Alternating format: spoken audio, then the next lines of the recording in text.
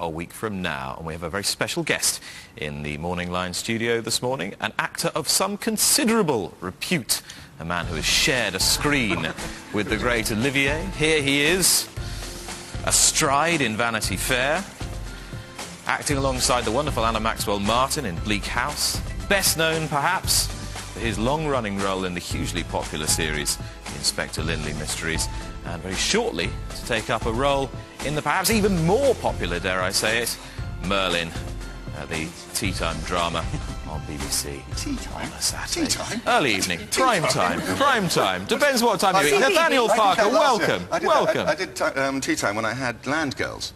And I had to shoot a horse who'd broken its leg, my horse. And for weeks afterwards, I had all my daughter's friends walking past me, still going, horse murderer, horse murderer. Yeah. Exciting projects ahead for you. Yeah, very exciting projects. Not only Merlin. No, not only Merlin. I've got a thriller coming out on ITV, one of those 5-parters, Monday to Friday things. I think they got me cheap because I'm only Tuesday to Friday. I missed the first episode. But I'm also trying to set up a documentary on the history of the thoroughbred, which is my great love, actually.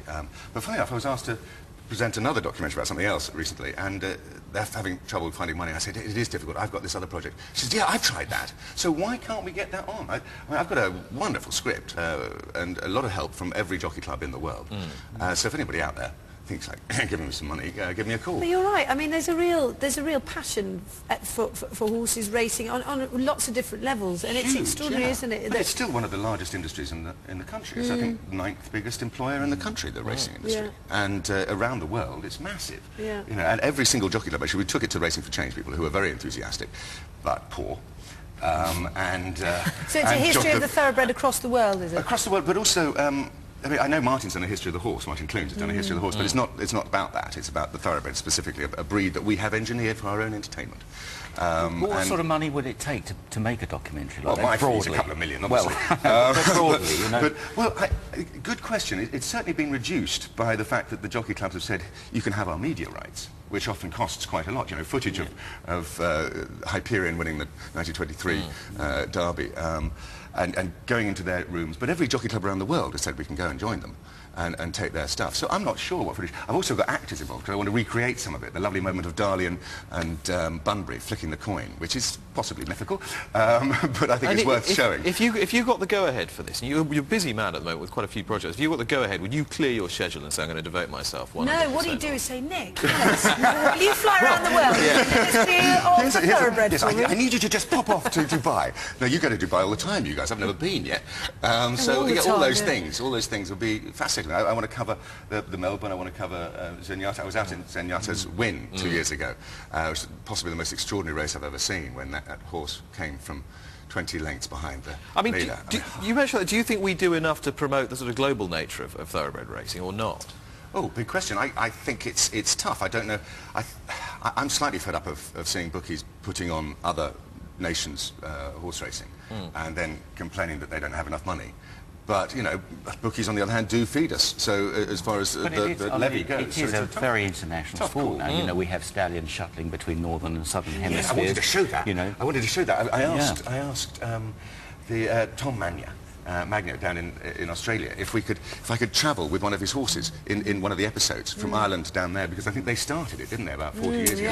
And I bet they don't travel economy, do they, though, boys? I think the breeding side of things is something we don't see enough and that's covered in the same episode, as far as I'm concerned. So, yes, if I can possibly pull it together, I think we'd have something which would be globally beneficial for the sport. Well, I just think the racing world has got much smaller. You know, every year at Royal Ascot now we have horses coming over from Australia and doing extremely well. And Dubai at the centre of things now. Yes, Dubai, where you get horses with the development of South Africa and the whole thing. I mean, we could talk about this for hours, couldn't we? We said, and I know you... we better not. I know you like a bet, and I know you will be very keen to know what's been moving, so Tanya, take it away. Well, moving at the moment in the Betfair Ascot Chase at 3 o'clock this afternoon. Riverside Theatre certainly very strong indeed, and Pride of Dorset edging out even further. Popular on the exchanges, Loftberg and Drill Sergeant in the 3:35. But as the Cheltenham Festival draws ever closer. There's some festival movers after yesterday's racing. French Opera shortened up from 40-1 to 25-1 for the Queen Mother Champion Chase. Nolan 20s from 50s for the Ryanair, and Recession Proof. What a glorious victory in the Tote Sport Trophy for him. Before that race he was 40-1 for the Stan James Supreme Novices. Now he's only 10. She's only raised about 170 grand so far, so she only needs another 150. Right. Now, Nat Parker is waiting to get to the top of the table. It's time for the Morning Line guest test. You're an old pro. Am I? Yeah, you should know what you're doing here. Are you ready? Yes, I am. OK, here we go then. 30 seconds, starting now. Who played Orson Welles in Fade to Black? Danny Houston. Is correct. Who won the Derby last year? Blackforth. Correct. What car did Inspector Lindley drive in the very first episode? Kept breaking down. Yep. And opening You want to move on? in the middle of a scene. Peugeot. Yeah, Peugeot 607. What was your character's name in Beverly Hills Ninja? Oh my God. The big fat ninja. That's what that's the one. Yeah, Martin. Martin. No idea. You get half a point. Oh, yeah, we'll give you that. Martin Tanley. And we'll give you this one. Thomas Lindley was the 8th Earl of where? Asherton. Asherton is the correct answer. Oh, with a seating corner. You got 5. 5. Does that mean I can mention my Royal Marsden March, which is for cancer, and also the Just Giving page as well? Where does that feature? How was Kim Bailey? Let's have a look. Kim Bailey is my hero, of course. Oh, what? I talk too much. You're above Philip Davis, MP. So you didn't talk quite as much as he did. But Kim Bailey's still atop the table. Yeah, my hero since I backed both Master 8 and Alderbrook at the same year. And didn't he win the Kingwell? Didn't he win the Kingwell? Yes, Alderbrook? Yes. He was 50-1 the week just before that week, which I had him about 51 for 2 hours. We're running out of time. Heaven, sorry, bye-bye. I've got to tell you who's on next week. Tom Siegel, Price-Wise. Tune in. Is on next week. Matt Dawson's with us. Thanks to Nat. Thanks to Tim Morris for joining us early. For Simon, Alice, don't forget the competition. Do visit our website. And we hope to see you live here at Ascot with Al and Alistair this afternoon. Thanks for watching The Morning Line. Bye-bye.